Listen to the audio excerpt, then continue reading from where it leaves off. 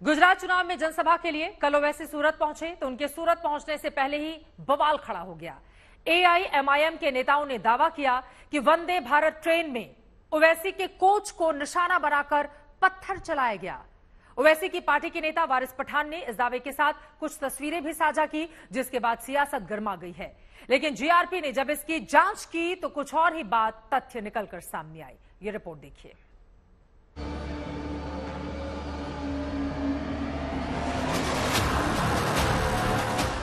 कांच आता है और ट्रेन का कांच क्रैक कर देता है पूरी तरह से।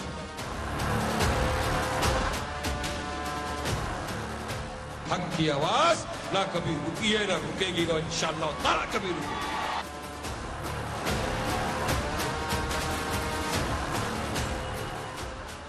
गुजरात में ओवैसी के चुनावी सफर के बीच वंदे भारत ट्रेन के शीशे पर पत्थर का मुद्दा छा गया।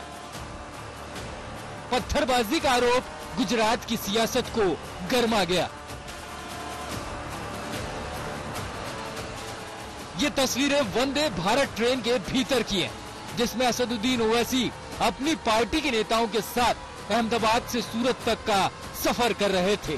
दावा है कि सूरत पहुंचने से पहले पत्थर से ओवैसी की बोगी के शीशे को निशाना बनाया गया। ओवैसी को चुनाव प्रचार से रोकने के लिए पत्थरबाजी वाला कदम उठाया गया। एआईएमआईएम नेता सूरत पहुंचे तो चुनावी मंच से वारिस पठान ने इसका जिक्र किया और हमले का दावा करके विरोधियों पर निशाना साध दिया। अरे मोदी जी, ये क्या हो रहा है? कभी वंदे भारत के सामने जानवर आ जाते हैं। और सुनिए, आज सूरत पहुंचने को 22 से 25 किलोमीटर बाकी था, क्योंकि वो वंदे भारत में स्क्रीन लगाया हुआ है, उसमें दिखता है कितना किलोमीटर बाकी है, कब सूरत में पहुंचने वाली है ट्रेन। बैरिस्टर असदुद्दीन ओवैसी साहब बैठे हुए हैं, साबिर काबुलीवाला साहब उनके पीछे है, मैं साइड में, वहां पर एक कांच आता है और ट्रेन का कांच क्रैक कर देता है पूरी तरह से। 10-15 सेकेंड में किसी ने 2 पत्थर लगातार उठा के मार। ओवैसी साहब ट्रेवल कर रहे हैं ना। अरे तुम पत्थर मार लो मोदी जी, तुम आग बरसा दो मोदी जी, लेकिन ये हक की आवाज ना कभी रुकी है, ना रुकेगी, ना इंशाअल्लाह ताला कभी रुकेगी। वारिस पठान इस घटना को हक की आवाज दबाने की कोशिश बता रहे हैं। गुजरात में चुनावी संग्राम के बीच इसे मुद्दा बना रहे हैं।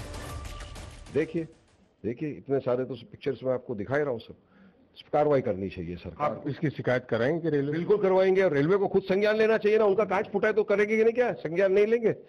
मार दिया, इतना फोर्सफुली पत्थर आप मार देते हो। बहरहाल हक और इंसाफ की आवाज को दबाने की तो हमेशा से कोशिश की गई है, मगर दबी नहीं है ओवैसी साहब की आवाज। अब ये लोग क्या समझते हैं, ओवैसी साहब वो शख्सियत है जो यूपी के अंदर गोलियां चल गई उनके ऊपर, वो नहीं रुके। हालांकि इन आरोपों की रेलवे ने जांच की तो वारिस पठान के हर दावों पर सवाल उठा दिया। पत्थरबाजी से इनकार कर पूरी घटना को एक हादसा बता दिया। तहकीकात करने पर यह पता चला है कि अंकलेश्वर और भरूच के बीच में रेलवे अथॉरिटीज़ द्वारा ट्रैक पर मरम्मत का काम चल रहा है। पिछले 2-3 दिनों से काम चल रहा है। इस काम में जो मेटल और ट्रैक का रिपेयरिंग के काम के दौरान ऐसी संभावना रहती है, ऐसा रेलवे अथॉरिटीज़ द्वारा क्लेरिफाई किया गया है कि मेटल पार्ट्स या तो पत्थर उछलने के बनाव बनते हैं।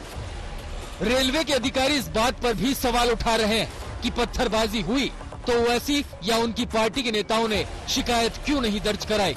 सूरत स्टेशन पर उतरने पर भी एफआईआर क्यों नहीं दर्ज कराई? सांसद श्री या उनके साथ ट्रैवल कर रहे दूसरे साथी मेंबर्स के द्वारा हमको बताने में नहीं आई, और वो सूरत स्टेशन पे उतरने के बाद भी इस बारे में कोई जानकारी नहीं दी गई।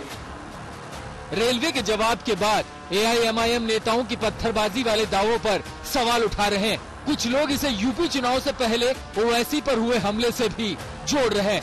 इसी साल जब फरवरी में यूपी में चुनावी बिगुल बजा था तब दिल्ली से सटे छिजारसी टोल प्लाजा पर ओवैसी पर हमले की कोशिश हुई थी। ये तस्वीर उसी हमले की है। हमलावर 3-4 राउंड फायर कर हथियार छोड़ भाग गए थे। सुनिए उस हमले पर ओवैसी ने तब क्या कहा था। आखिर ये कौन लोग हैं जो गोली पर भरोसा करते हैं, बैलेट पर नहीं करते? आखिर ये कौन लोग हैं जो इतना रेडिकलाइज हो चुके हैं कि इनको इस संविधान पर एतमाद नहीं रहा, उनको अंबेडकर के बनाए हुए संविधान के खिलाफ हैं, जो इतनी नफरत पैदा करते हैं? आखिर ये कौन लोग हैं? और अगर इस तरह से अगर राजनीति आगे बढ़ेगी कि टोल गेट पर गाड़ी रुकती है और 4 राउंड गोलियां चलाई जाती हैं, आखिर इन नौजवानों को ये कैसे रेडिकलाइज हुए? अब गुजरात चुनाव की सरगर्मी अब पत्थरबाजी के आरोपों तक पहुंच गई है। रेलवे की सफाई के बाद भी इस मुद्दे पर नई सियासी लड़ाई छिड़ गई है। संजय सिंह राठौर, सूरत, आज तक।